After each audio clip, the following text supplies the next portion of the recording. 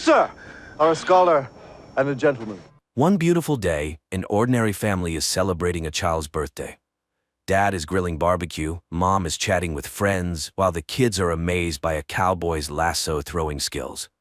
Later, the children go to eat cake, and Cooper's daughter suddenly freezes, staring at the horizon. The man turns around and sees a huge nuclear mushroom cloud rising over the city.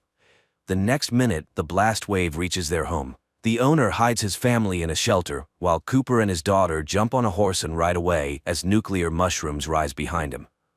219 years have passed. Lucy is a young woman who possesses many skills and lives in shelter number 33 with her father and brother Norman. Unfortunately, it's impossible to find a man who wouldn't be related to her. Therefore, the council decides to allow her to take a husband from another colony. The happy girl puts on the communal wedding dress, while her neighbors, led by her father, the shelter's warden, prepare tables for the wedding, displayed in a field surrounded by a 3D image of distant mountains. The father is happy for his daughter, regretting that her mother didn't live to see her wedding. Then comes the moment when people head to the portal, guarded by the gatekeeper Chad, Lucy's cousin. He has long loved the girl but must admit the fairness of genetic ethics. The young man presses a button, the portal opens, letting in a delegation from a neighboring colony. Their leader reminds that for fresh blood, they must receive seeds and spare parts for machinery, and a young man is brought to Lucy. Their marriage is registered, and everyone sits at the tables. The shelter's residents notice that the guests are rather uncouth but decide not to focus on this. Lucy's father delivers a speech, hoping that the next generation might finally live on the surface. People dance and enjoy themselves, much to Norman's displeasure. The groom asks the girl to show him the bedroom, and she leads him to the room. The young couple begins to perform their duties while Norman patrols the colony and suddenly finds the body of one of the colonists. And Lucy unexpectedly hears a distant scream. She puts on a universal bracelet, which instantly shows that her young husband is infected with radiation, indicating he came from the surface. Realizing he's been found out, he lunges at her and throws her against the wall. Dazed, the girl watches as the guy takes a knife and prepares to kill her. Lucy remembers her skills and tries to take the knife, but the man stabs her in the side. At that moment, an alarm sounds. The man gets distracted, and Lucy knocks him out with a vase hit to the head, then administers first aid to herself and rushes to the armory, where she finds a pistol and hurries to the room where her fellow tribesmen remained. She kills an alien she encounters, but upon leaving the room, she witnesses a real battle. Lucy manages to save Norman when her unmade husband appears, but her father drowns the son-in-law in a barrel of water and rushes to a signal about a breach in the doors. Lucy runs after him and freezes in front of a team of aliens who have taken the shelter's residents hostage. The attacker's leader offers the man a choice: his fellow tribesmen or Lucy. As the girl tries to understand what this means, her father locks her in a compartment, after which his captors take him with them from the surface when an explosion destroys the gates. Meanwhile, on the surface of the Earth, in the Brotherhood of Steel barracks, young men are beating one of them, Paladin Maximus. His friend helps the guy recover and leads him to classes where they are taught useful wasteland skills, as soon they will serve as knights. They are seekers and guardians and must be able to distinguish ancient artifacts. At this time, to the Paladin's great admiration, Steel Knights arrive at the base. Later, the friend leads Maximus to a hangar where their armor is stored to look at them. Later, Maximus hears cries of jubilation and finds out that some of them were promoted. Among them is his friend, who will become the assistant to Knight Titus. But in the morning, the barracks are awakened by a wild scream. It turns out that someone put a blade in the future assistant's boot, and the girl severely injured her foot. Maximus is arrested and led to the Brotherhood's leader. In the shelter, order is being restored. Lucy is stitching up her stomach wound, and people gather for a council meeting. She requests that a squad be assembled and sent to the surface to search for her father. However, the council refuses to do this. Lucy then gathers the necessary items and heads to the gates, accompanied by her brother. Chad rushes to go with her, but she sedates him and says goodbye to Norman. The gates open and the girl steps onto the surface. She surveys the world of sand, where traces of the past tragedy still linger, and walks towards the sea. Maximus is accused of maiming a comrade out of envy, but he denies it. The leader realizes the boy is not guilty and appoints him as an assistant to the Steel Knight. The next day, the leader assigns the knights and their assistants the task of finding a escaped scientist who has stolen a very important object. Knight Titus and Maximus load up on a helicopter and fly to their designated sector. At the same time, a band of bounty hunters lures a wild ghoul from the grave to find this scientist heading to the witch Moldover, with whom the ghoul has old ties. Unexpectedly, the ghoul shoots the hunters and sets off on his own accord. Lucy travels across the surface and one day stops to camp near an abandoned house. She makes a fire and falls asleep by it. She awakens to strange sounds and sees a dog devouring a huge insect. A man sitting by her fire explains that the cockroaches not only survived the nuclear blasts, they mutated and are now very dangerous. He advises the girl to return to the shelter as she does not know the rules of the outer world, but Lucy is obliged to find her father. The man leaves. Meanwhile, the Steel Knight and Maximus land in the right sector. Near their landing spot, the fugitive scientist and his dog hide in a cave. Sometime later, the knight and his assistant arrive there. Maximus immediately finds the sought-after scientist's tracks, and the knight heads into the cave. Maximus is also forced to go with him, though he has no armor. Inside, a giant mutant cave bear attacks them. The knight engages in combat, but the beast overpowers him, and Titus suddenly starts to run. Maximus barely manages to kill the huge beast. The knight turns out to be a weak man who blames and insults the boy.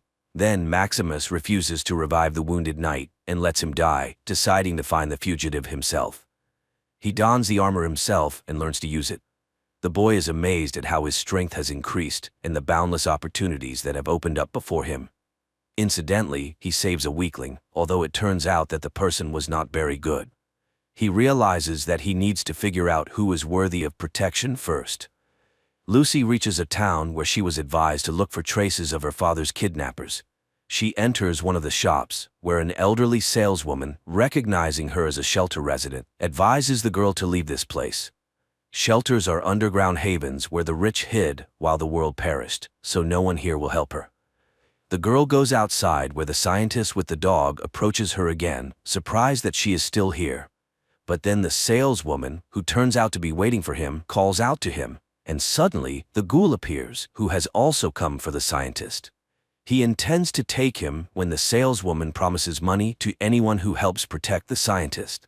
Then the ghoul shoots the scientist in the leg to prevent him from escaping and engages in battle with those who want the reward. The ghoul shoots everyone while Lucy sneaks into the shop, finds the order book, and learns the address of Moldover. She wants to leave, but sees how the ghoul injures the scientist's dog and hears his plea for help. She stands up for him and shoots the ghoul with a capsule, which only makes him laugh. Then a knight lands in front of the ghoul. Maximus asks the girl to look after the scientist while he fights the ghoul. She and the saleswoman take the injured scientist into the shop, where the woman attaches an iron leg to him and offers to accompany him to Moldover, giving her the coordinates. The pair leave while the ghoul fights the knight and quickly finds his weak spot. Maximus has not yet mastered all the advantages of the suit, which costs him losing his navigation ability. The Iron Knight is thrown far from the shop, and at that moment, the ghoul realizes that his target has escaped. Meanwhile, Lucy and the scientist stop to rest, and the girl watches in horror at the scientist's bloodied leg. She realizes they won't make it, and the man confirms this. He confesses that he will soon die, but she must definitely deliver his head to Moldover. He pulls out a saw and dies. Sometime later, the ghoul finds the headless body of the scientist amidst the sandy wasteland and follows the tracks of Lucy, who is carrying the head to Moldover. Soon the girl stops to rest and, after snacking, examines the head, wondering what is so special about it. Just in case, she inserts a tracking device into its nostril. Maximus examines the armor and finds a malfunction. Suddenly, he is called from the base, which surprises him. He reports the death of his assistant and is promised a replacement, though he vehemently opposes this. The boy heads to the nearest town, where he finds a workshop and, paying all the money he has, repairs the broken module. But when he returns to the suit, he discovers a gang of local marauders trying to dismantle the armor for scrap metal. He engages in a fight, but is hit hard in the face. The boy regains consciousness to see that the armor has been breached. He grabs a piece of metal lying nearby and uses it to destroy the attackers. Then he sees a helicopter arriving, dropping off a new assistant. The assistant turns out to be one of his tormentors from the training camp. Maximus manages to close the helmet, and the new assistant does not notice the substitution. Lucy reaches the place where Hollywood once stood. She stops by a pond when an unknown monster attacks her, snatching the backpack with the scientist's head and disappearing into the water. Lucy tries to track the thief but is caught in the ghoul's sights, to whom she explains what happened with the head. At this time, the Shelter Council conducts an investigation into Lucy's escape, after which Norman realizes that no one intends to search for either his father or sister. In the desert, Maximus torments the assistant with various misdeeds, avenging past humiliations, but the latter continues to serve the Steel Knight willingly. They find the ghoul's tracks with a special device, follow them, and find the headless body of the scientist. Meanwhile, the ghoul sets up a hunt for the underwater monster, using the girl as bait. Soon, the beast emerges onto the shore. It grabs Lucy, but the ghoul manages to pull her out. The girl barely manages to fend off the attack, but the underwater monster escapes, taking her boot. The enraged ghoul drags Lucy along. At this time, the Steel Knight's assistant fills the armor with water, talking about his life. Suddenly, Maximus asks him to talk about himself. The boy confesses that in fact he was a decent guy, and they beat him as part of the tradition like any other newbie. Now he regrets that Maximus didn't live to be called up for service. They move on and soon reach the pond. The pair enters the water and immediately sees the monster. Maximus demands the assistant to go ashore and takes on the fight himself, but the boy shoots at the creature and it chases after him. Maximus manages to pull the boy from the monster's jaws, and it dies, spitting out the scientist's head and Lucy's boot in its last act. Then a dog runs up to them, which continues on with them. The ghoul leads Lucy through the wasteland, denying her water, and soon they arrive at the place where a movie studio once stood, where actor Cooper and his wife worked. Soon they reach an abandoned clinic from which male screams can be heard. Entering, they find an old acquaintance of the ghoul, undergoing mutation and suffering because of it. The condition could be alleviated with special medication, but the ghoul doesn't have any, so the ghoul relieves the poor soul from his misery. The girl doesn't understand why he did it, but he explains they need something to eat. The girl mentions that they also had it tough, but never ate their own kind. Then the ghoul forces Lucy to cut up the body to take this meat with them. They continue on, although it becomes increasingly difficult for the girl without water. Soon the ghoul stops in front of a structure where radioactive water has accumulated. Lucy can't resist and starts drinking it, earning her companion's approval. She is finally beginning to understand the life of the wasteland. He is her future, and it won't be long now. Then he coughs, and Lucy tries to use this moment to escape, but stops in front of a huge crater, where she gets caught in his lasso. She tries to break free and accidentally bites off the ghoul's finger, for which he cuts off one of her fingers. Soon they reach an old supermarket, where the ghoul offers the woman in exchange for the items he needs. Stunned, Lucy enters the building, not noticing that the ghoul falls into unconsciousness. Inside, she is greeted by a robot. It invites Lucy to follow and implants a new finger for her. Then it pities her and confesses it will just take her organs, and immediately sedates her. Later in the shelter, Norman is delivering food to the aliens captured during an attack, and one of them confesses that the inhabitants of shelter number 32, which they captured before this, were planning something very bad. Norman tries to access the network to find information about shelter number 32, but the data are classified. Together with Chad, they clear the debris and penetrate shelter number 32, where they find a devastated field in the desiccated corpses of the inhabitants. But if they were dead when the aliens arrived, it turns out they killed each other. Lucy wakes up and sees many women locked in glass cabinets, ready to be dissected for organs. The robot prepares to open her chest cavity, but cuts her bonds instead, and she wriggles out from under its saw and disables the robot. Then she fills syringes with drain cleaner, reprograms the robot, and in its company, goes to the owners of the dreadful place. She forces them to release the prisoners, and people flee. But not all. Lucy forces the opening of the last cages. The owners comply, and out come zombies, who immediately tear apart two organ traders. Lucy surveys the battlefield in horror as the last zombie prepares to attack her, but she finds a pistol in her hand. Norman and Chad continue their inspection of the neighboring shelter and learn that its door was open from the outside with a key bearing the name of Norman and Lucy's mother. and Lucy finds medicine to sustain the ghoul's life, and despite the torture she endured, she hands the medication to the ghoul. Maybe she will look like him on the outside, but inside, she will never be like him. The girl leaves, and the ghoul goes into the shattered store and takes the necessary meds to bring himself to a relative semblance of order. Then he stuffs his hat with medicines. But then, he notices a video recorder, puts in an old tape where Cooper plays a cowboy, and sits down in front of the television. Maximus and his assistant settle down to rest. Thaddeus cannot contain his delight at being rescued, as knights rarely treat their assistants kindly. He asks to be branded. Maximus obliges and lifts his helmet. However, upon recognizing him, the assistant attacks, resulting in Maximus breaking his leg. But Thaddeus manages to extract a nuclear core from the armor, immobilizing the exoskeleton, and leaves, taking the scientist's head with him. Giant cockroaches immediately attack the immobilized suit. Maximus, terrified, awaits his death when the insects scatter from gunfire, and Lucy approaches the knight. She explains why she needs the scientist's head and helps the man out of the suit, and he gives her medication for radiation sickness. When Lucy recovers, she suggests they go after the head together, since she has a tracker. They will hand it over to the Brotherhood, in return for which the knights will help her find her father. Maximus agrees. At the same time, in Shelter 33, instead of her father, Betty is elected as the warden.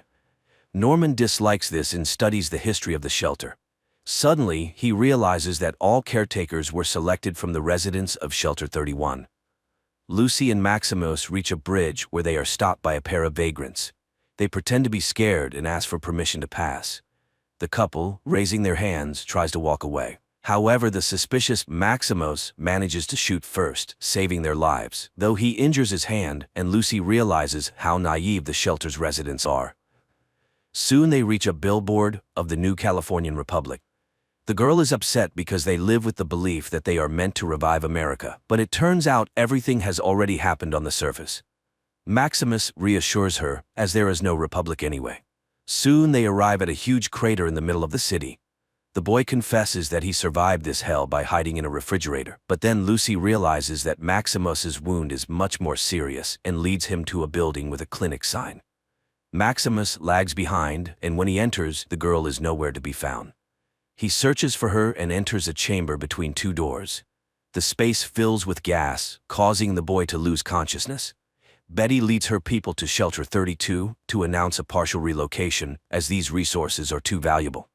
Chad and Norman are surprised to see that the bodies have been removed and all traces of the tragedy have disappeared. Norman inquires about the whereabouts of his mother's key after her death. Betty confesses that they buried the woman with it. Maximus and Lucy come to in the shelter on stretchers. Maximus receives medical care. The shelter leader asks the couple to stay, as the boy needs treatment. Moreover, the suppliers have found armor and will soon deliver it here. Lucy thanks them for the refuge, and the leader informs her that she was born on the surface like many of them. The couple spends several hours in quarantine. From the conversation, it turns out that Maximus never knew a woman's love. Lucy is ready to teach him this art, as it is considered natural in the shelter, but the boy is embarrassed. Moreover, it is not customary among knights. Later they go to lunch, where they suddenly notice that many of the surrounding people have various physical deformities. The caretaker turns out to be a cyclops. For Lucy, this is strange, but Maximus does not understand her concern. Later, the caretaker confesses to Lucy that they accept people from the surface, which surprises the girl since this was strictly forbidden in her shelter. But when she asks about the forbidden level they were advised not to visit, the caretaker immediately ends the conversation. Maximus finds a room where a nuclear block is installed, powering the entire underground. The leader hands him an electronic key to his personal compartment and suggests he rest a bit. The boy enters, and upon entering, he is amazed to see a basket filled with various delicacies and things he has never seen before. For the first time in his life, he takes a real shower, puts on a robe and slippers, and indulges in unknown products. Meanwhile, Lucy finds a room where the entire history of the Californian Republic is vividly described. It turns out that life here was revived in 2142 but was destroyed in 2277. Lucy is horrified, wondering who needed a new war and why. But then all the shelter inhabitants hear a sound signal and head to the designated place. Meanwhile, a ghoul is caught by the so-called new president of the territory, who owned a supermarket trading in organs, and the ghoul is blamed for its destruction. However, he calmly asks for a needle and thread to sew his finger back on and asks for directions to find Moldover. But the president orders the ghoul to be killed. The ghoul has to destroy the new law enforcers and search for the woman himself. Lucy comes with everyone to a room, in the center of which stands an altar with burning candles. People begin to sing something, moving their hands, and Lucy gradually falls into a trance, supporting the others. Unexpectedly, people start to undress, which shocks Lucy.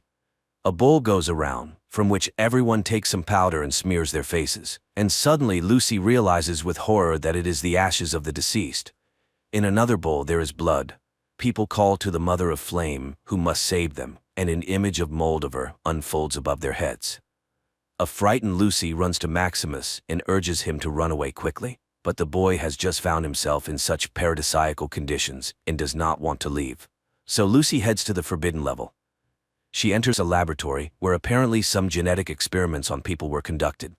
The girl is horrified as she examines the gruesome exhibits and notices glass cryocapsules containing human bodies. But then the lights turn on and a man in a white coat enters. Lucy hides, but he hears a noise, follows it, and finds the girl. Lucy fights, but the men who arrive seize her and drag her to the upper level. Meanwhile, the ghoul arrives at the digger's house, whose eldest son knows the location of Moldover. The frightened man orders the boy to tell everything he knows, and he admits that the woman can be found at the observatory. But when the ghoul is about to leave, the boy tries to kill him and pays with his life for it. At the same time, the shelter leaders shame Lucy as they had given her refuge, fed her, and healed her friend, but the girl is furious because she has seen what they do to people. Then they show her the complete recording of the attack on the laboratory of the very monster that almost devoured her too. It was the first inhabitants of the shelter who experimented on people, turning them into monsters. They are only trying to alleviate the pain of those who survived. The fact is that each shelter specializes in some experiment, and Lucy just doesn't know this. Nevertheless, she must be punished for her disobedience. The girl is led away, which Maximus sees. Thaddeus makes a stop to rest and realizes that his leg is in very bad condition. A dog bothers him, and he locks it in a metal box, then sets off to find a radio tower to contact the Brotherhood. At this time, the inhabitants of the shelter sentence Lucy to exile to the surface. Moreover, they supply her with a stock of food. The girl is stunned, as this is exactly what she wanted. Nevertheless, in her last words, she asks them to allow her friend to stay. But then Maximus appears in knight's armor, into which he has inserted the nuclear block he just stole. He scatters the men when the girl stops him, as they are letting her go anyway. They go up to the surface, and learning that he stole the nuclear block, Lucy convinces him to return it, as the shelter cannot survive without energy. They drop the block down, and Lucy, moved, calls him a good person. Then he confesses that he allowed a knight to perish and took his armor, so he is not a good person at all, but he really wants to go with her. Thaddeus is caught up by a man who calls himself a doctor and promises to fix his leg.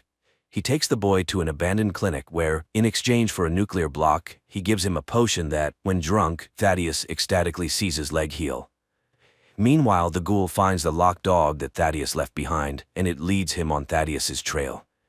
At the same time, the boy reaches the radio station, around which traps are set that tear those who come too close to pieces. Thaddeus sends a signal to the Brotherhood and, waiting for their arrival, chats with the radio station owner about music. Then Maximus and Lucy appear. The girl asks for the scientist's head, the boy accidentally steps on a trap and an arrow pierces his neck. But strangely, he does not think of dying, and then Maximus realizes that he has become a zombie. Thaddeus is upset. He should not have trusted the unfamiliar doctor, but now the path to the Brotherhood is closed for him, as they would kill him immediately. At that moment, copters appear on the horizon. Maximus suggests to Titus to give him the scientist's head and run, and the boy takes this opportunity. Then Maximus gives the head to Lucy and picks up a head of some unfortunate lying nearby, torn apart in a trap. He asks the girl to run, and she kisses him and promises to wait in shelter 33. Some inhabitants of shelter number 33 begin to receive notifications about relocation to the neighboring block. Seizing the opportunity, Norman enters the caretaker system, deceitfully gains access to shelter 31, and heads there. The arriving servants take Maximus and bring him to the camp. The boy hands over the head he obtained to the leader and confesses that his knight perished. After finding nothing in the head, they sentence him to death. And then his friend confesses that she had cut her own leg because she was scared to go searching. Maximus shouts that he knows where to find the real head. The leader orders him to be released, and everyone prepares for a performance. At that time, Lucy reaches the observatory where her father is sitting in a cage. Sitting at the table, Moldaver greets the girl, who is horrified to see a dried-up, yet still living mummy seated next to the hostess. The girl is willing to give her the head in exchange for freedom. Moldaver extracts a vial from the head and offers to listen to the real story of her father. Although he begs his daughter not to listen, the woman begins her story. Meanwhile, Norman finds a robot with a human brain in the secret shelter 31, which immediately tries to inject him with something. The boy barely dodges the crazy machine. Moldaver's story transports Lucy to the distant pre-war years when actor Cooper, agitated by his wife's talks of an impending nuclear war, decides to follow her. He comes to her work and listens to a corporate council meeting through a bug he planted on his wife. Billionaires discuss the decline in sales worldwide. Then they move on to the topic of shelters. Someone does not understand their necessity, arguing that if anyone survives on the surface, those emerging from the shelters will simply be killed. They counter that one could live underground for centuries, as there are vast reserves. Time is their main weapon. One could simply outlive the rest. A debate erupts among the corporate leaders, interrupted by Cooper's wife. She thinks primarily of her daughter and wants to secure the best future for her. In the future, Norman reaches a room where rows of cryo capsules stand with the names of those who slept in them, including all the wardens, his father among them. The action returns to the past, where Cooper's wife reveals that over 100 shelters have been built across America, so each of them could fulfill their wildest dreams. In the future, the robot explains to Norman that all these people were selected for their creative thinking and positivity. They are the country's best gene pool, destined to revive the nation after the surface is cleansed. In the past, the debate flares up again, as destroying so many people is not easy. Then Cooper's wife suggests to start the war themselves. A nuclear war is a tragedy, but also the greatest opportunity to start anew, because then there will be no one left to fight. They will become monopolists of the entire world. At this point, Cooper is distracted by a young man who would like to get an autograph, and this is Lucy's young father. In the present, Moldaver explains that the man has lived for a very long time. He is part of the corporation that orchestrated all this horror, but he never spoke about it to his wife. She was very smart. It was she who discovered that something was draining water from the shelter. She realized that civilization had returned, but her husband mocked her. Then the woman took the children and fled. They found a wonderful city, but her father came with his men and burned it down. Lucy brought Moldaver the cold fusion she developed and stolen by corporations, infinite energy with which life can be revived. Lucy sees a pendant on the mummy's neck that belonged to her mother and realizes what happened to her. Her father begs her not to believe Moldaver, but the girl demands that he give her the synthesis code. He relents and provides the numbers. The woman leaves for the laboratory to start the cold fusion process. Meanwhile, the robot informs Norman that it will not let him leave after what he has learned. At the same time, Lucy's father pleads with her to open the cage and return home, just as an alarm sounds and Brotherhood copters appear over the observatory, opening fire on the people below. Knights and their assistants descend to the ground and engage in battle with the observatory's defenders. Maximus rushes forward, searching for Lucy, while the knights wreak havoc around. Soon the knights burst inside the building, where they are suddenly stopped by a ghoul. It turns out he too once wore armor and knows their vulnerabilities. Thus he easily shoots the Iron Knights, remaining unharmed himself. At this time Lucy cries, torn between her father's pleas to come home and the terrible situation of her mother. But then at the room's threshold, a wounded knight falls, followed by Maximus. He opens the cage and rushes to Lucy. However, the girl confesses that it was her father who destroyed his wonderful city. Her father, meanwhile, dons armor and throws Maximus aside, knocking him unconscious. The girl pulls out a gun, but then the ghoul enters the room. When he learned Lucy's surname, he couldn't believe that this was the same guy from the corporation. He had waited over 200 years to find out where his family was.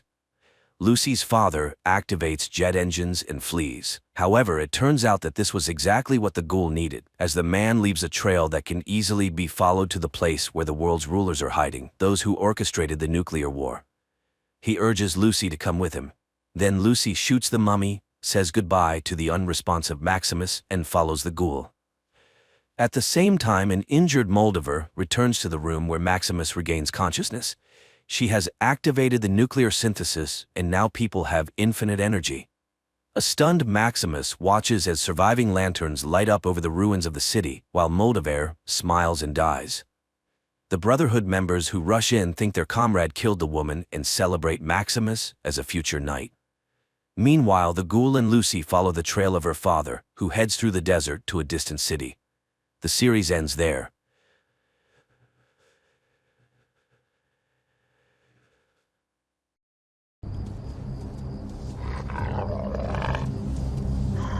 In the first scenes of the film, a woman is driving a car on a night highway. Suddenly, an unknown woman's voice speaking Russian comes from the radio. Joe translates for her daughter Alice, explaining that the woman believes the world has turned upside down. A police car appears behind them, and an unknown device lying next to Joe starts blinking alarmingly, but the police car drives past. Soon, the pair arrives at a small house. Joe starts a fire and puts the child to bed. She then goes outside to check the device left in the car, but hears her daughter scream and rushes back inside. However, Alice is asleep. Joe runs outside again, hears her daughter scream again, and runs off into the night. 5 weeks earlier, Joe is floating weightlessly as part of a group of astronauts on the International Space Station. She only sees her daughter and husband Magnus via video calls, and she conducts her next session from the cold nuclear fusion laboratory where Mission Commander Paul is working. He adjusts the equipment according to instructions from scientist Henry Calder on Earth. The scientists are searching for a new state of matter, but no one knows what it is. Suddenly, something crashes into the space station. Communication with Earth is lost, and a fire breaks out. Additionally, the commander's hand is trapped, and one of the Soyuz ships is severely damaged. Roscosmos takes charge of the repairs while the mission's doctor amputates Paul's hand. Henry insists they must save the capsule containing the cold fusion experiment results. Meanwhile, Joe goes into open space to inspect the crash site, unaware that Paul's heart has stopped. Suddenly, video contact with Joe is lost, and the center can only hear her communications. She then sees the cause of the accident: a desiccated body of a female astronaut in an orange suit labeled USSR. Joe tries to catch it, but the space mummy floats away. Joe reports everything to her colleague, and Irina, the head of Roscosmos, hears it on Earth. Learning of the commander's death, the center orders 3 mission members to return to Earth on Soyuz 2, while Joe repairs Soyuz 1-inch and returns on it. An emergency mode is set in the ship. Joe sketches the body she saw, sends it to the center, and begins repairs. Meanwhile, Irina tells Henry she ordered his equipment to be left on the station, as it may have caused the accident. Henry argues that this experiment could change humanity's life and must be brought back. The returning Soyuz 2 astronauts are greeted on Earth. Joe is asked to retrieve the capsule with the experiment results, after which communication is lost. On Earth, Henry brings equipment for a rescue mission to Baikonur, but Irina reports that there are no signs of life on the station. Joe is alive and continues repairing the equipment, resting in the shuttle where Paul's body lies. Later, she records a message for her family, but unexpectedly hears a man's voice telling her not to breathe. She flies to the laboratory door and, opening it, sees Paul reaching out to her. Joe shakes his hand, realizing it's the commander's severed limb. Meanwhile, on Earth, Henry pulls strings to send a rescue mission to the station, avoiding questions about his twin brother. At this time, his twin brother Pat Calder is on vacation on a cruise ship, answering a journalist's questions about his spaceflight and snapping at her for confusing him with his brother. Joe restores the power supply of Soyuz 1 and returns for the cold fusion capsule. She records a final message to her family and launches the shuttle. Unexpectedly, the automatic detachment doesn't work. It must be done manually from inside the station. Joe, in desperation, punches the console as a shadow approaches the inner control panel and the system activates. The shuttle heads to Earth, where Joe is presumed dead. The module soon lands in a deserted steppe, where rescuers find Joe and help her out. She is placed on a stretcher and taken to a helicopter. However, Alice rushes to her, and Joe happily embraces her daughter and husband, who seems to doubt his wife's genuine joy at seeing him. Henry retrieves the capsule, and Joe is taken to the helicopter where her family is already seated. But suddenly Joe finds herself alone in an empty vehicle. Then everything returns to normal. She decides it's due to stress. She speaks to her daughter in Swedish, but Alice doesn't understand her. Meanwhile, Henry rejoices over the successful quantum mechanics experiment results conducted on the ISS. Joe recovers after the flight. One day at a press conference, she expresses condolences to the widow of the deceased astronaut Paul, but the woman's name turns out to be different. Henry demonstrates the experiment results obtained on Earth. His assistant is sure this is only possible in space, dismissing it as a glitch. At Baikonur, an investigation into the tragedy begins. The commission reviews orbital recordings. When Joe mentions the object that caused the accident, a Soviet female astronaut's body, no one believes her since there has never been a report of a missing female astronaut in history. Later, Joe receives vitamin tablets she must take daily. She tries to get closer to her husband, not noticing he seems to avoid her. Alice also keeps her distance from her mother. The next day, Joe faces the commission again, which tries to convince her that the station collided with an orange garbage bag. After the session, her boss, Frederick, tries to hug her, but she steps back in confusion. He doesn't understand why she has forgotten everything between them. Scared, Joe returns to her husband in tears, confesses her love, and they become intimate. Meanwhile, Henry tells Alice about a thought experiment in quantum mechanics called Schrödinger's cat. Scientists believed the world was governed by classical physics laws until geniuses like Einstein discovered that the same substance could exist in two forms. For example, a particle is black in one world and white in another.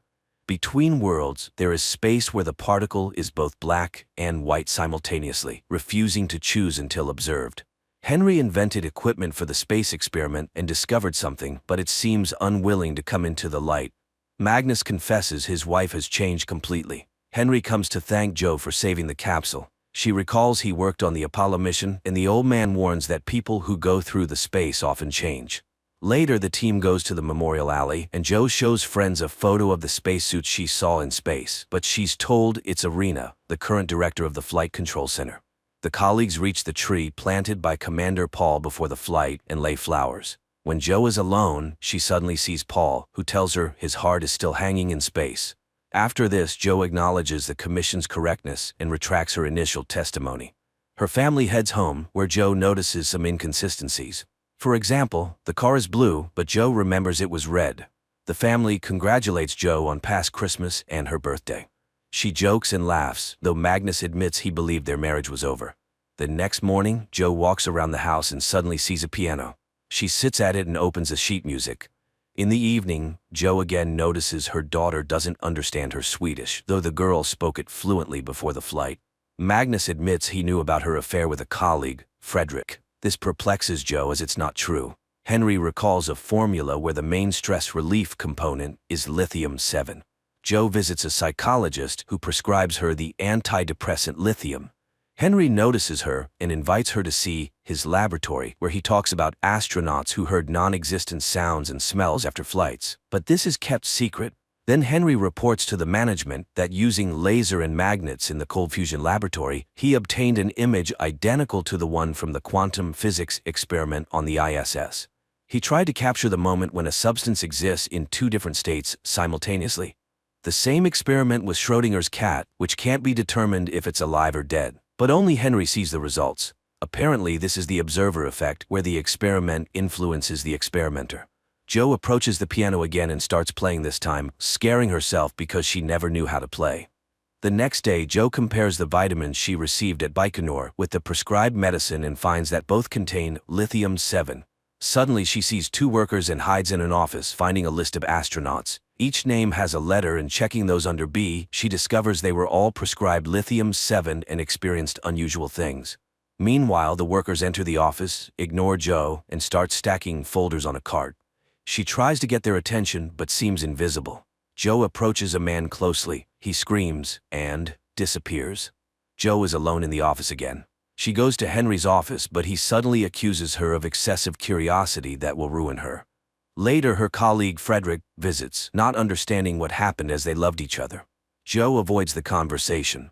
At home, Joe finds a package with tapes on the table. It turns out the Marine Observatory workers, unlike the Flight Control Center, heard her calls from space and recorded them, now sending them to her. Joe plays the tapes and hears her voice when Alice comes downstairs and sees a room filled with mourning people. Live astronaut Paul with his family and Joe's portrait in a mourning frame at the center. She screams, but her father carries Alice upstairs, where his wife admits all her pills are neuroleptics, meaning she's been intentionally habituated to them. She believes she was heard but deliberately left to die in space. Magnus grabs the phone to have her taken for treatment, but Joe pushes him and he falls, hitting the floor. Joe pulls herself together, calls an ambulance, and asks Alice to get in the car. On the way, she stops by the laboratory and steals the flask with the substance obtained in the quantum physics experiment. Henry hears a knock at the door but finds no one in the hallway when he opens it. The scientist closes the door, not noticing his twin brother Pat, who briefly appears behind him and then disappears. Irina calls, having just read an article about two particles entangled by quantum mechanics, where what happens to one determines the state of the other, even if they are far apart. He hangs up without responding. Joe calls Russian cosmonaut Ilya to ask what vitamins he was given on the ISS. He reads out the name with letter A. Joe explains that, unlike the rest of the crew, she was given neuroleptics. The cosmonaut is skeptical, but she asks him to check his pills and wait for her call. Henry discovers the flask theft. The next morning, Joe asks her daughter to describe her fears in detail. The girl admits she hears the voice of an unknown woman named Valya. Joe steps aside to call the observatory worker who sent her the tapes, but he unexpectedly claims it couldn't have been her and hangs up. Meanwhile, Alice brings her a drawing of her fear, showing the figure of a female astronaut in an orange suit whom Joe saw dead in space. Ilya checks his pills, which turn out to be vitamins. However, documents on the substances given to Joe are no longer accessible. Joe arrives at the Marine Observatory and meets the brother and sister who sent her the tapes. The elderly couple clearly heard her voice from space and recorded it. However, the recordings can only be heard on their ship at sea. They take Joe and Alice to a boat, sharing strange stories of people seeing odd things in space like angels, and often going mad upon returning home. They recorded everything, but there was little noise until Apollo 18. During that mission, the airwaves were filled. Deciphering these messages is challenging. The boat sets off, and the woman plays a tape recorded in 1967. It features the voice of a female astronaut returning to Earth in a damaged capsule, seemingly dying. That day, Irina allegedly returned unharmed from space. The woman can also let Joe hear Paul's voice, though everyone says he's dead. Joe refuses to listen. They head back to shore, and Alice secretly calls her father, revealing their location. The woman gives Joe the tapes. Mother and daughter drive to a forest cabin, analyzing everything that happened. Alice plays the 1967 tape again, recognizing Valya's voice from her visions.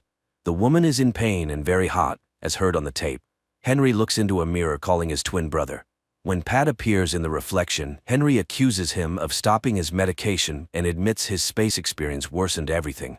Joe and Alice continue listening to Valya, who says the world is upside down. Reaching the house, Joe plays a recording of her conversation with Alice before the collision, but the girl suddenly claims it wasn't her, as she doesn't speak Swedish. The action shifts to the ISS on the day of the accident, showing the other side of Schrödinger's cat experiment. Paul conducts a quantum physics experiment while Joe talks to Alice when an alarm sounds. Joe is thrown against the window, hitting her head and losing consciousness.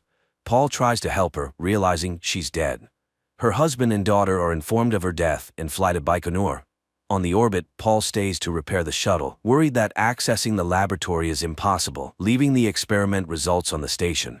Joe's body is moved to the shuttle, but Paul struggles to accept her death's reality. Later, he rests before landing, recording messages. Again, he feels Joe is alive and even asks her not to breathe. He then contacts Houston, reports the body's damage, moves her from the ship to the station section, and locks her there.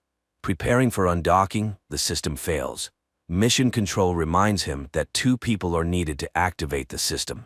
Paul, like Joe in another reality, hits the console as a shadow approaches the inner control panel, and the system activates. The shuttle lands safely. Paul's family greets him, but he can't forget what happened, feeling guilty for leaving Joe's body on the ISS. He goes to her tree, laying flowers, and suddenly sees Joe before him. They stare at each other for a moment, then she vanishes. Later, Paul tells Joe's family how she died when he sees his portrait in a mourning frame. He's distracted by a question about visiting a psychologist and snaps back to reality. Later, the astronaut appears before the commission and recounts the experiment and the accident.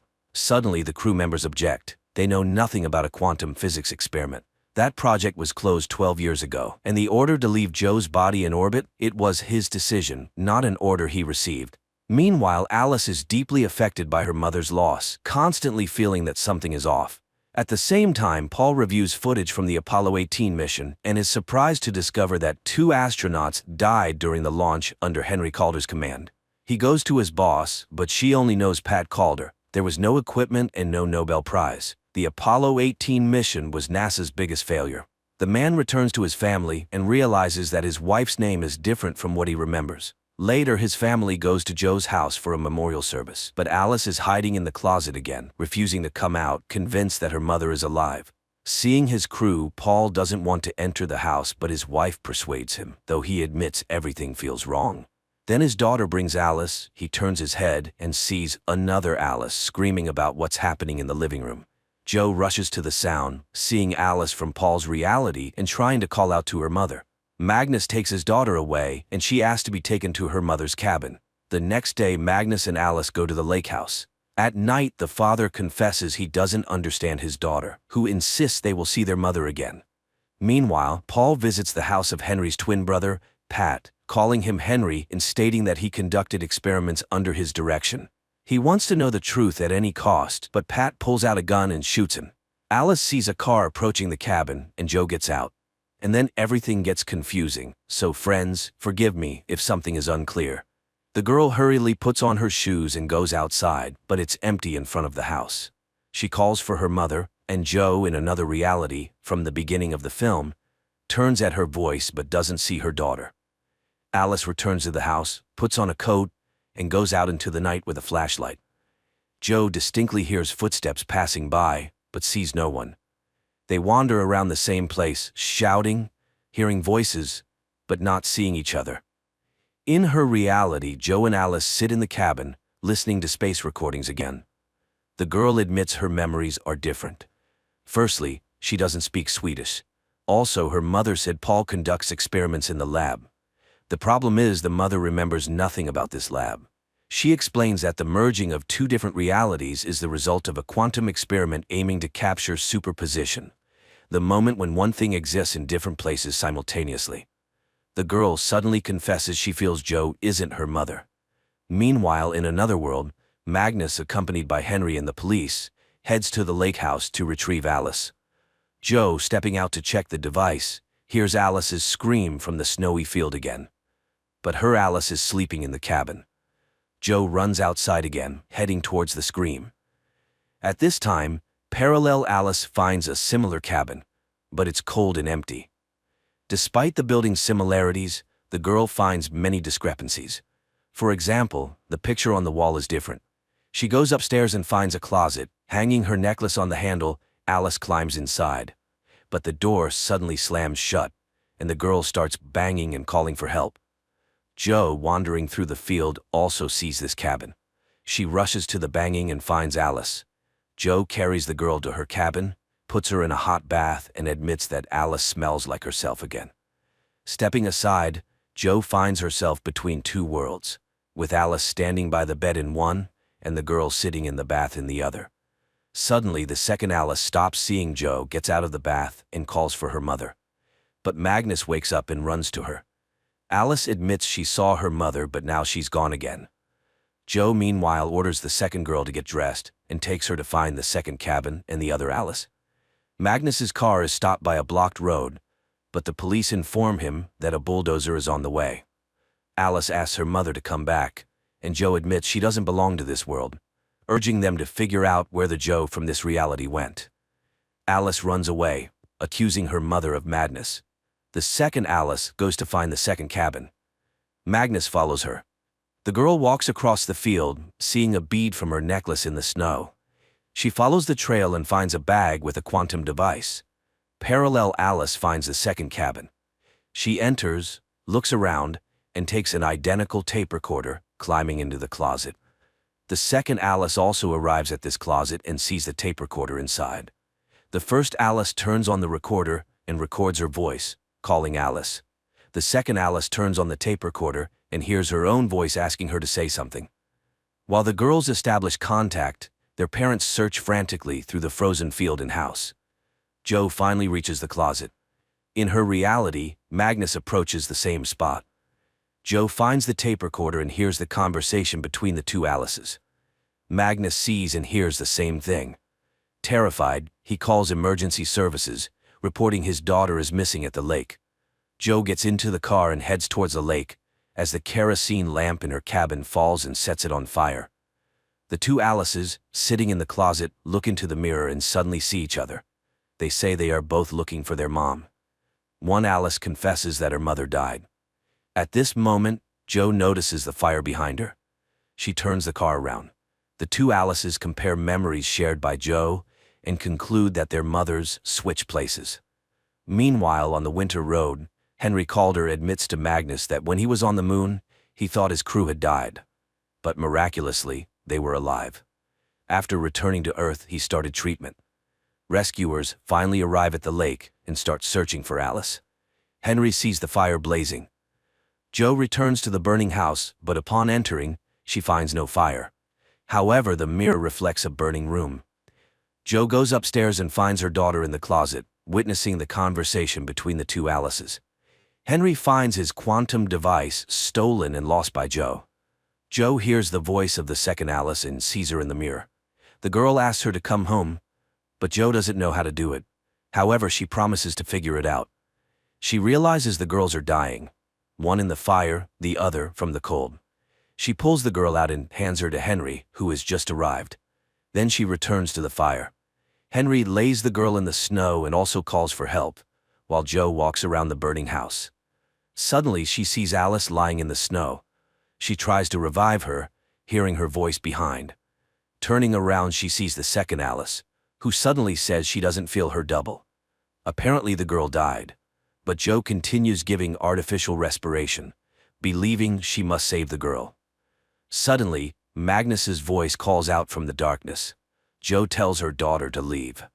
Magnus sees his wife, unable to believe his eyes, and runs to her, finding his daughter. In the parallel reality, Joe revives the second Alice and starts looking for the second Alice. Rescuers grab her, thinking she's crazy. In the other world, Magnus brings Alice into the cabin, admitting he doesn't know what he saw. The injured Alice lies under an IV and suddenly hears a female voice promising to take her to her mom. The girl wakes up, seeing her father, who says Joe left with Irina. In reality, Joe is taken to a psychiatric clinic. Henry finds the tape recorder and listens to his report, discovering his colleagues are alive. He smashes his quantum device, destroying the experiment results. Magnus brings Alice home, and the girl says her mother is dead, her body still in space. Also, there is another Alice. Magnus tries to convince her that mom is alive, just not well right now. Meanwhile, a piano is brought to Joe's room. Henry is arrested for attempting to kill Paul and murdering a journalist on the ship. He requests his DNA be compared to the person who lived where Paul was shot. He's not Pat. The accuser suddenly says both men are actually the same person and shows a book written by Pat. Henry denies writing it, revealing that his so-called twin brother is actually his double from another reality. Later, Henry shows the broken device to Frederick, blaming Joe for damaging expensive equipment. He has long opposed sending women into space, believing their psyche is unstable. That night, Joe regains consciousness and tries to escape the clinic, but the door is locked. In the morning, Irina examines her, finding no mental disorders. Joe claims there was a fire in the cabin, and before that, she saw her real daughter. Irina asks her to play the piano and says her daughter is with her father. Joe is impossible to convince. Then Irina announces that Joe is pregnant. They couldn't give her lithium, as they never prescribe it to pregnant women, so they developed special vitamins for her, which Irina asks her to take. Joe is horrified and refuses. She can't have this child, because then she won't be able to return to her real life. Irina says there's another patient like her in the next room, but she won't be able to see him. Joe suddenly recognizes her as the dried-up mummy in space. She screams the words she heard on the recording, but Irina runs away. She calls Henry and asks for a meeting. Pat Calder is interrogated with a lie detector, denying shooting Paul, though he invented the machine that could cause an accident in space. Joe sits at the piano, but Ilya comes to her. She's very happy to see him, asking him to find out where Henry Calder is. But he suddenly starts convincing her that Joe is experiencing astronaut burnout, which fortunately is treatable. Joe repeats that the ISS collided with Irina's body. In that reality, it wasn't Paul who died, but her. Ilya doesn't believe her, and she asks him to leave. He says goodbye and secretly slips a key to her door, signaling that the room is bugged. Magnus tells the doctor he also saw Joe in the dark. Parallel. Magnus says he wants to get closer to this new Joe. Irina meets with Henry. He recalls her flight when she returned alive and unharmed. But years later he learned that Irina died in a space accident. She convinces him they both survived such accidents but returned, though they always felt another person nearby. Henry suddenly declares he's not Henry. He disappeared and won't return. He's the person who won the Nobel Prize. That night, Joe escapes her room, goes to the next room, and sees two identical old men. She returns to her room. The next day, Paul's daughter discusses a strange feeling with Alice. The girl feels her father's presence. Alice confesses that her mom is also halfway not here. In the parallel reality, Paul's daughter is puzzled by her father's strange behavior, who went to see a crazy old man and got shot. In both realities, Alice finishes talking to her friend and gets out of the closet. One asks her father to take her to mom in the hospital and pulls out a tape recorder. The other packs the deceased Joe's things and also finds a tape recorder. The girls simultaneously turn them on. When Joe in the hospital starts playing, they connect with each other. Later, the second Alice tells her father there's another Alice and promises she won't search for mom anymore. The prosecutor reports the complete identity of all tests, confirming that Pat and Henry are the same person, and presses charges. Sometime later, Irina comes to Joe, announcing there's only one person in the next room, the first one in space. She advises Joe to take the pills and return to life. She has a daughter and will have another child. She advises Joe to reconcile and move on. Later, Magnus and Alice arrive at the clinic. The girl talks about the other Alice and also advises her mother to accept what happened. She needs a mother, and Joe needs a daughter. So they will move on. Later, Joe shows Magnus their daughter's drawing, admitting she tries to be rational. She will return home and move on. They will have this child. Irina writes a letter admitting that since her flight, she has hidden the fact that space drives people crazy. She asks everyone who has experienced this to report it to her. At the clinic, Paul regains consciousness, unable to understand what he saw and experienced. Magnus takes Joe home, admitting she doesn't look like his wife. But they love each other and want to be a family. Irina says goodbye to Alice, admitting she has a second name, Valya. Meanwhile, on the orbiting ISS, Joe's mutilated body suddenly comes to life and catches a photo of herself with her daughter. This is where the first season ends.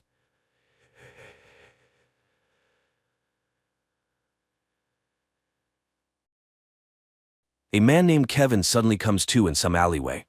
His face is battered, he doesn't remember how or when he got here and how long he's been unconscious. Suddenly, he sees a stranger in front of him who introduces himself as Benefactor. The new acquaintance claims he can help him and offers the man a job. Kevin refuses, remembering he needs to go home to his wife.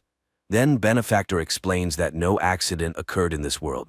Calling the police is futile, and they have met far from the first time because Kevin has shifted to another reality. Benefactor leads the man to a cafe where it seems everyone knows him. Waitress Tina escorts them to the chosen table, although she cannot hide her fear.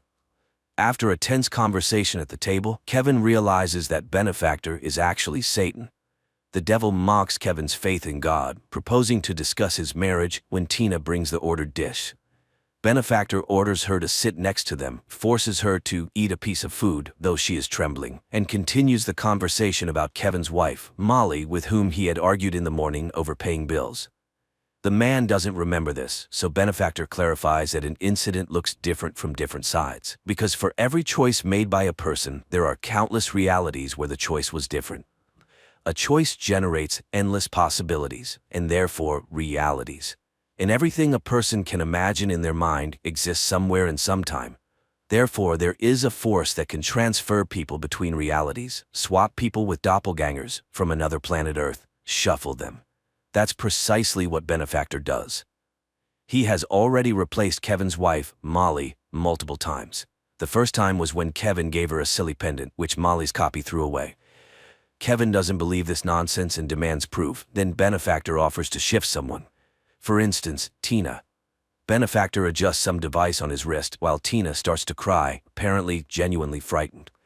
Looking back, Kevin sees her weeping parents and regrets subjecting them to such an ordeal. And when he screams for Benefactor to stop, the girl disappears. The devil explains that she ended up in a world where her parents never met, and thus she was never created. So now the poor girl is in a psychiatric clinic. Kevin doesn't understand why Satan needs him, and he admits he's ready to offer the man anything he wants, provided he becomes one of his shifters, people who have sold their souls and transfer others to alternative universes. Other Kevins made their choice, so only he remains. In desperation, Kevin begins to pray silently for God's help. Benefactor furiously screams, claiming he is undoubtedly better than God, and he will never leave Kevin alone. And the more furiously Benefactor curses, the more fervently Kevin prays until suddenly Satan disappears, leaving Kevin in this reality. Horrified at what he has just done, Kevin apologizes to Tina's family and leaves. But stepping outside, he finds the world has changed. Police in strange masks are everywhere and there are bans on virtually everything. 5 years later, Kevin is still in this reality, where most of the planet is destroyed by a constant war, after which the shifters came. At first they operated secretly, moving between alternative universes and expelling everyone who was inconvenient to the totalitarian regime. Billions of people disappeared, but then came Benefactor, who took away people's hope and faith. This is where he wanted to recruit helpers until Kevin arrived. It was after that illegal prayer that he was declared wanted as Kevin, who refused to work for the devil. After that, Benefactor tried 7 times to make him accept the offered terms, but Kevin consistently refused, enduring physical torments for it. Kevin bandages his numerous abrasions, listening to the Vika Theater advertisement, where anyone can see their doppelganger from another reality, and pondering rumors that the shifters have left this world.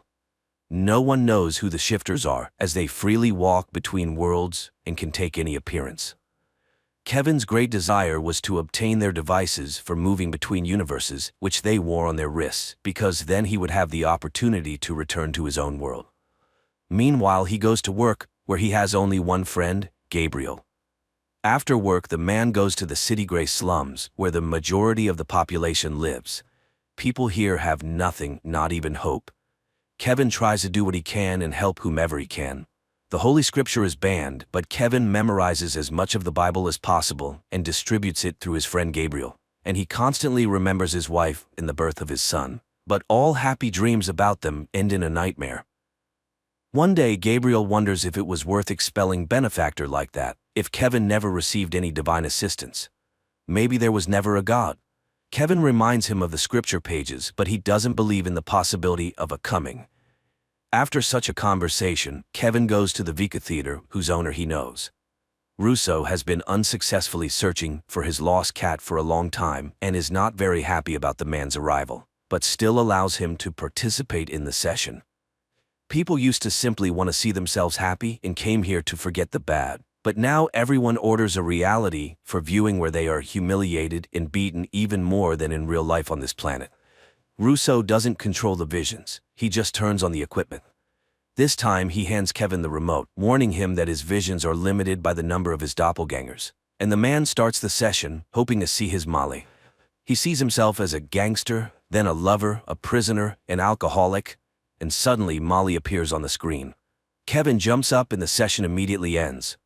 Russo doesn't believe he managed to find his wife, but he still sets a new session time. The man leaves and finds himself in a crowd restrained by police. It turns out, after a long absence, Benefactor has arrived in this world, and the police are shooting everyone without trial who causes disturbances.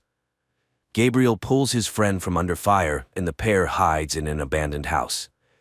In the evening, Kevin goes to the store and suddenly remembers how their son disappeared when they went shopping and got distracted talking to friends. The child wandered off and vanished without a trace. Their family couldn't withstand this blow. They started to argue, and Molly became addicted to alcohol.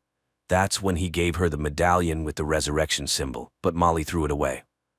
The man runs away and meets his neighbor, who invites him over, introducing him to his wife and 2 daughters. But when Kevin is about to leave, the neighbors suddenly detain him because they recognize Kevin, who refused to sell his soul to the devil. And when he denies it, the girls sing a church hymn for him, bringing Kevin to tears. The neighbors want to know anything about God, and the man recounts to them the parable of Job.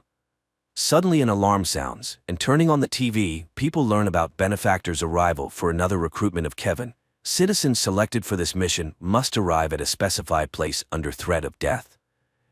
In the morning, Kevin goes to Russo's Vicar Theater again. Russo is frightened by Benefactor's return and lets the man in very reluctantly. Russo is upset. His cat has been missing for 4 years, and he thinks she will never return, although hope still flickers.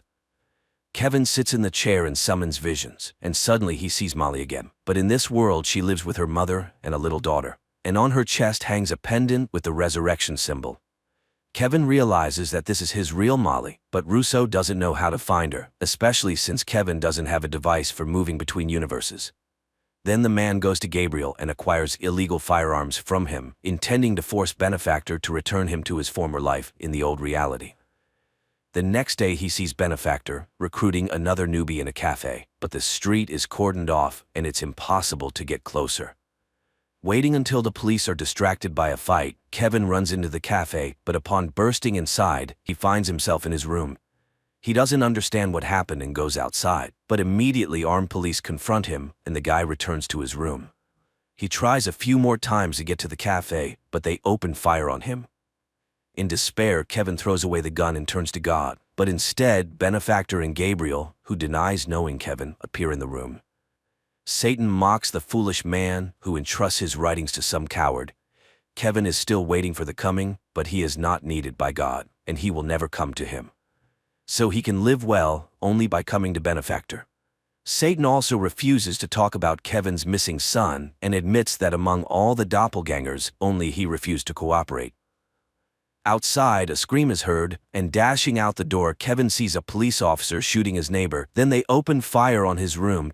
Kevin falls, dropping Gabriel, but the friend is already dead. And then Kevin sees on his hand the device for moving between universes and realizes that he has been one of Benefactor's minions all this time. He removes the device and instantly shifts to another reality, but around him is a desert. Kevin activates the device again and falls into a lake, emerging from which he again realizes that this is not his world. And again, he activates the device. In one of the realities, he ends up in a psychiatric clinic where several shifters with Gabriel's face greet him. He tries to run away from them, but they open fire. Kevin hides, and in one of the rooms, he suddenly sees Tina, who recognizes the man and asks to be returned home to her family. He activates the device for moving again and finds himself in the home of his doppelganger, who accepted Benefactor's offer. Recognizing Kevin, who refused to sell his soul, the doppelganger points a gun at him and tries to take the device, but Kevin manages to shift back to his bullet-riddled apartment. Kevin sees his neighbor being taken away by an ambulance as passers-by recognize him. The man has to run to Russo's Vicar Theater. He sits in the chair, finds Molly, and enters the coordinates of her reality into his device. And immediately he finds himself in a large store where his wife is walking with friends. He cries from happiness at seeing her, but the woman reminds him that the collapse of their marriage was initiated by him. She has found someone else and is happy. Then he sees his pendant and admits that he believes in the possibility of restoring their past relationship. Suddenly, Benefactor returns Kevin to the totalitarian universe in Russo's Vicar Theater, and right there next to him is Tina. Satan shows Kevin Molly crying after their meeting and reminds him that he can still bring her back. But in the corner, a broken Tina is weeping, and only Kevin can decide whom and where to return. Benefactor delivers a speech about God, who always lies, promising but fulfilling nothing and allowing such terrible things to be done to people. And suddenly Russo hears the meowing of his cat. She has indeed returned. Kevin laughs at this and remembers all the good that exists in this world, and he decides to give Tina back her life, foregoing personal happiness. Tina's parents embrace their newly found daughter, and Benefactor grabs a gun and points it at Kevin, but as soon as Kevin forgoes personal temptations, that is, frees himself from the shackles of Satan, who eternally tempts people, he is instantly transferred to a reality where Molly is a nurse and a single mother whom he had seen before. He strikes up a conversation, repeating their first meeting, and they fall in love and marry again. He accepts her daughter as his own and later plays with their newborn son. In the epilogue, Kevin says that although this is not his universe, it is now his home, where he has received twice as much as he lost. Inexpensive, but well-written, directed and acted science fiction that turns out to be more of a mystical drama with a religious message. The film is full of allusions to the Bible and direct quotes from the Book of Job, and the conclusion is made in the spirit of this parable. But who said that hope is a bad thing?